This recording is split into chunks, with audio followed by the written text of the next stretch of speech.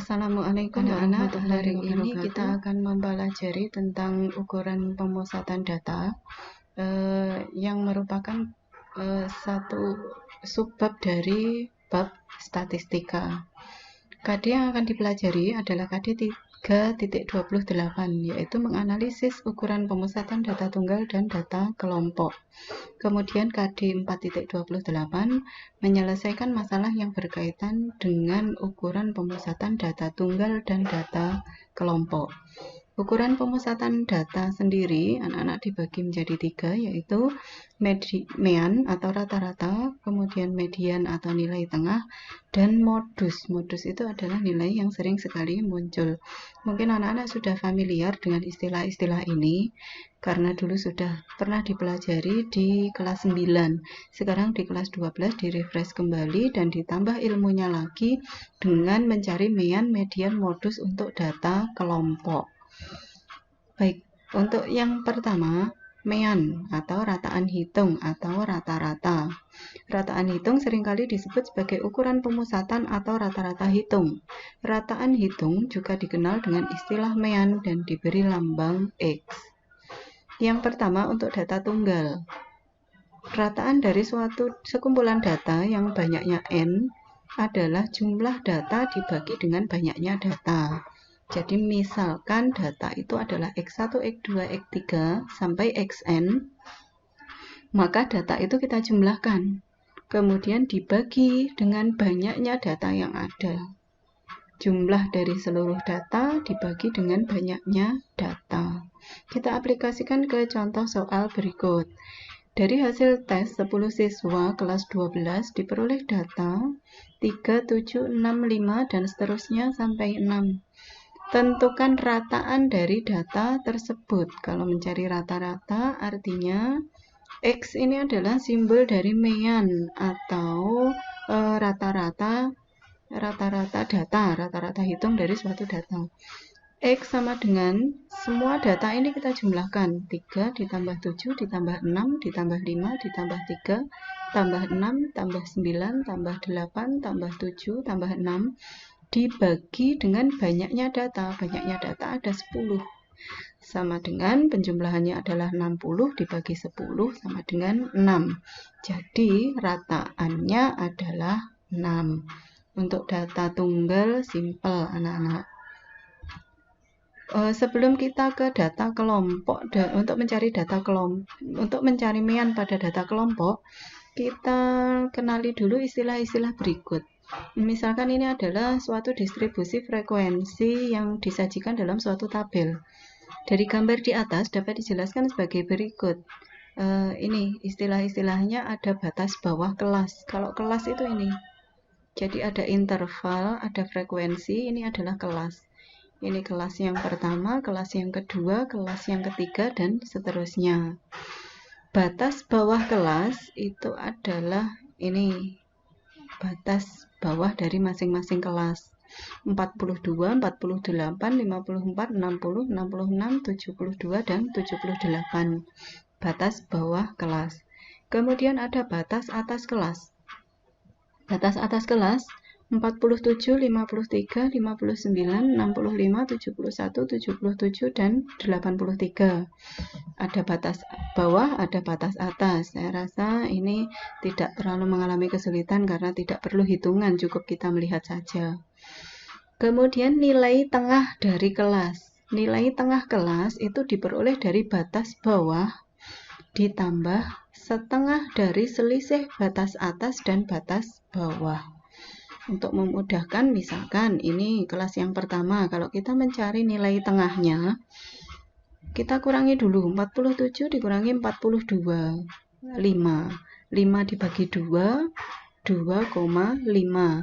Nilai tengahnya berarti 42 ditambah 2,5 sama dengan 44,5. Untuk kelas yang kedua juga sama.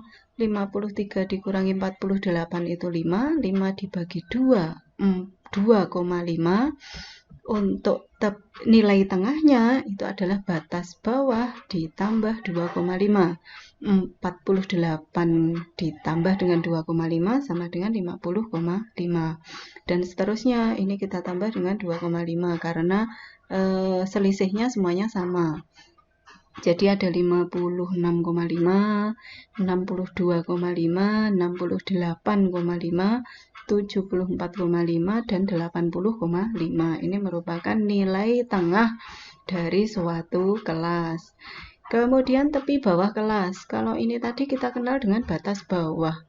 Kalau tepi bawah artinya batas bawah dikurangi 0,5. Jadi untuk kelas yang pertama ini batas bawahnya 42. Tepi bawahnya 42 dikurangi 0,5. Jadi 41,5. Ini juga sama, kita kurangi 0,5, 47,5, 53,5, 59,5, 65,5, 71,5, dan 77,5. Itu merupakan tepi bawah kelas. Kalau tepi atas kelas itu adalah batas atas ditambah 0,5. Jadi 47 ditambah 0,5, 47,5, 53,5, 59,5, 65,5, 71,5, 77,5 dan 83,5. Itu merupakan tepi atas kelas. Kemudian panjang kelas. Untuk yang terakhir ada panjang kelas. Panjang kelas itu bagaimana? Tepi atas dikurangi tepi bawah. Tepi atas tadi batas atas ditambah 0,5, kalau tepi bawah batas bawah dikurangi 0,5. Jadi untuk panjang kelasnya 47,5 dikurangi 41,5 sama dengan 6. Jadi untuk intervalnya ini semuanya sama, panjang kelasnya adalah 6.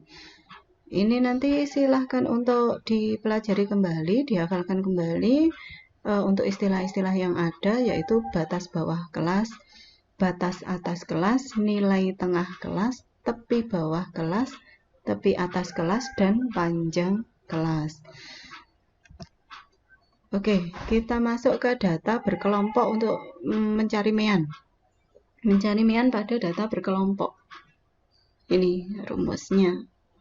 Mean sama dengan F1 kali X1 ditambah F2 kali X2 ditambah F3 kali X3 dan seterusnya sampai Fn kali N dikali Xn per ini adalah banyaknya data yang ada. Nah, kalau dalam notasi sigma seperti ini.